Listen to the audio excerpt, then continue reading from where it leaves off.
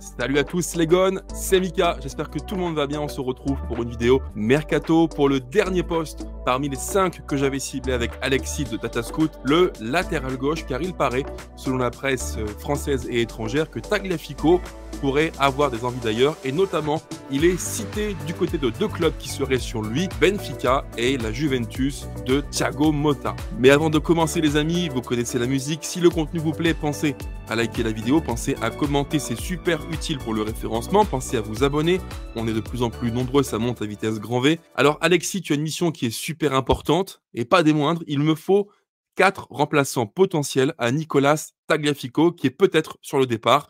On sait qu'il traîne son spleen de la vie à l'OL. Est-ce que tu as sous la main, Alexis, 4 profils qui pourraient correspondre à ce besoin d'un latéral gauche plus fort vers l'avant, plus vertical, plus rapide, en somme plus, entre guillemets, moderne, même si je n'aime pas le mot, que Nicolas Tagliafico? On t'écoute. La piste numéro 1 que j'ai cochée, c'est Nuno Santos, le latéral gauche, alors plus piston gauche que latéral gauche du Sporting, Portugal. Pour moi, c'est l'une des pistes les plus intéressantes. Alors, ça coûtera sûrement cher, hein. C'est une piste, voilà, premium plus aussi, je pense qu'il sera courtisé par pas mal de clubs. Mais je trouve la piste très intéressante parce que voilà, c'est un latéral très offensif, hein. On n'est pas du tout sur un latéral défensif à la Clinton Mata ou quoi que ce soit. C'est aussi l'avantage de peut-être avoir un latéral droit plus défensif, c'est que tu peux te permettre d'avoir un latéral gauche un peu plus offensif. Et ouais, si tu cherches quelqu'un de beaucoup plus intéressant dans le dernier tiers du terrain, bah Nuno Santos, c'est quasiment évident parce que voilà, c'est un mec avec le Sporting qui évolue tout le temps dans le dernier tiers du terrain. Il a des stats offensives absolument monstrueuses. Voilà, c'est le joueur de percussion qui va être capable voilà, de distiller la bonne passe, le bon centre. Au bon moment, tu vas voir ses centiles, ses stats sur FBref. Bah, le mec est dans le vert clair de partout. Alors évidemment bien aidé par le fait que le Sporting joue très haut sur le terrain et pas forcément beaucoup de concurrence et qu'il y a 3-4 matchs dans l'année au Portugal qui sont vraiment très intéressants et très relevés en termes de niveau. Mais pour moi, c'est une piste sur laquelle tu dois te pencher, tu cherches un latéral gauche offensif. Alors, Nuno Santos, c'est un profil intéressant. C'est pas le plus connu, je pense, du grand public. Vous me le direz, les gars, en commentaire si vous le connaissez ou pas. Très bon joueur qui dynamite son côté durant 90 minutes. Bon profil, j'aime beaucoup. Piste suivante. Ah, la deuxième piste, je pense que ça va faire parler un peu. Même moi, je suis pas sûr à 100%. Il y a un petit doute par rapport à ça, mais c'est Adrien Truffert. Ah, d'accord. Parce que c'est quelqu'un qui connaît la Ligue 1, qui est français, qui fait pas une saison exceptionnelle avec Rennes. Quand je vois les supporters parler, ça parle beaucoup du fait qu'il ait la tête déjà ailleurs et que la fin de saison, il se sentait pas ultra concerné. Mais pour moi, voilà, dans les francophones que tu peux caler à ce poste-là, c'est compliqué de trouver vraiment mieux qu'il n'y ait pas déjà en poste dans un grand club. Donc Rennes ne joue pas l'Europe. Je pense c'est quasiment sûr qu'il va partir. Après, je pense qu'il va y avoir quelques sirènes de première ligue dans des clubs un peu mid-tiers, mais qui vont pouvoir lui proposer un salaire forcément plus intéressant que l'Olympique Lyonnais. Mais voilà, pour une piste pas ultra chère et quand même performante à ce poste-là, je pense que Truffert peut être intéressant. Là encore, pas de surprise. Truffert, c'est un choix qui me paraît cohérent parce que à l'échelle de la Ligue 1, quand tu fais le listing des joueurs qui pourraient correspondre au profil du latéral gauche complet, beau volume de jeu, plutôt bon pied gauche, bref, une valeur sûre de la Ligue 1, Truffert coche les cases. Alors, c'est pas un crack, c'est pas un joueur qui, pour moi, sera potentiellement un top 5 à son poste en Europe, mais néanmoins, en Ligue 1, je pense qu'il fait l'affaire. C'est un peu comme ces joueurs comme Quentin Merlin, des joueurs qui sont fiables, en fait. Tu sais qu'en le prenant, tu auras le droit à un joueur 6 sur 10 tout le temps, très peu de mauvais matchs, très peu de matchs extraordinaires, mais un joueur sûr. C'est un choix qui me paraît pas déconnant. On enchaîne? À la troisième option, bah, on en a un peu entendu parler ces derniers jours, donc je voulais quand même en parler, c'est Archie Brown, le latéral de la Gantoise. Voilà. Bon, j'ai l'impression que l'Olympique Lyonnais a décidé de dépouiller la Gantoise. Voilà, je sais pas ce que la Gantoise leur a fait, mais ils font leur course à la Gantoise. Donc Archie Brown, bah écoute, on en a parlé récemment et c'est une piste que je trouve pas déconnante. J'en ai un peu parlé aussi, on en a un peu parlé sur Datascout. Alors c'est un profil très atypique pour le coup. Très grand. C'est un grand défenseur. J'ai plus la taille en tête, mais je crois que c'est 1m90 à peu près. 1,90, ouais, c'est ça. Voilà, c'est ça.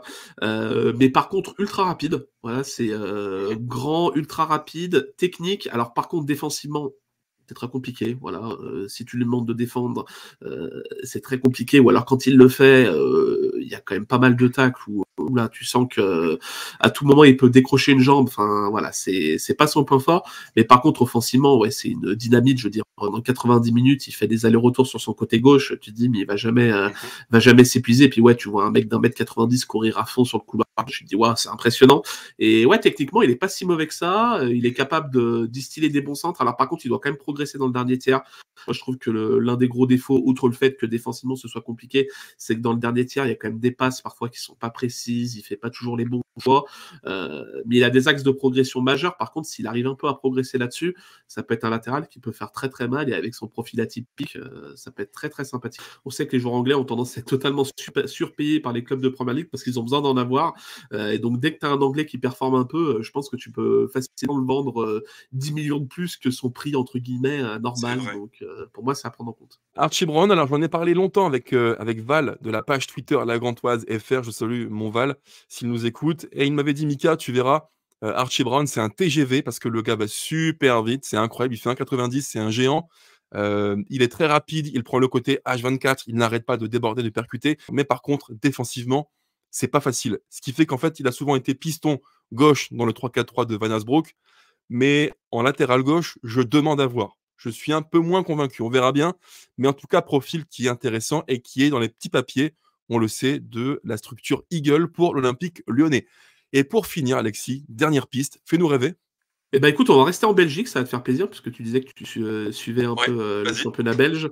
J'ai noté Maxime de Kuyper, qui est un de mes coups de cœur. Pas cette saison, mais la saison dernière. Je m'attendais à ce qu'il parte l'été dernier, et j'étais pas surpris qu'il reste à Bruges parce que c'était bien pour lui. Mais c'est un profil que j'adore. Voilà, défenseur ultra complet, pour le coup, capable de défendre, capable d'être offensif. Il peut aussi jouer sur le côté droit, donc il a une polyvalence assez dingue de ce côté-là. Je pense qu'il pourrait même jouer au milieu de terrain, Maxime de Kuyper, très honnêtement. Voilà, ultra technique avec Bruges. Je pense que ça coûtera peut-être un peu cher, parce que je pense qu'il va y avoir pas mal de clubs sur son profil cet été.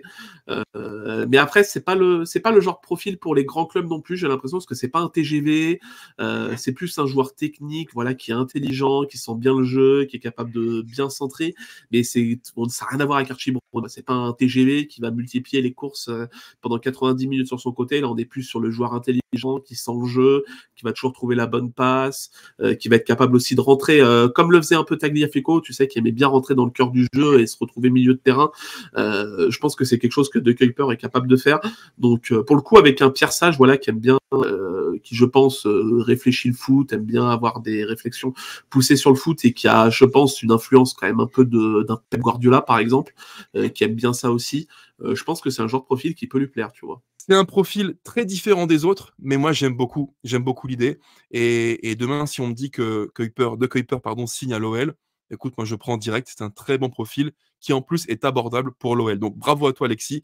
Tu as fait du super taf. Et en commentaire, les gones, je pense que Alexis, pour toutes les vidéos qu'on a faites ensemble, sur le buteur, le numéro 8, le numéro 6, le central gaucher et le latéral gauche, je pense qu'il mérite un maximum de likes et de commentaires positifs. Merci beaucoup pour lui. Merci beaucoup à toi, Alexis. Allez voir sa page Datascout, sa chaîne YouTube Torque, T-H-O-R-K. Quant à nous, les amis, on se retrouve très vite pour du contenu encore mercato qui va vous passionner, je le sais. J'ai en tête quelques vidéos à vous suggérer sur mon mercato idéal. Bref, vous allez voir, pas de spoil inutile. Vous verrez en temps voulu ce qui se passera. Les gones, pensez à liker la vidéo, pensez à commenter, pensez à vous abonner, pensez à activer la cloche, c'est super important. Je compte sur vous et merci à tous pour votre fidélité, c'est juste extraordinaire, vous êtes au top. Ciao ciao les gones, je vous embrasse et allez l'OL, toujours.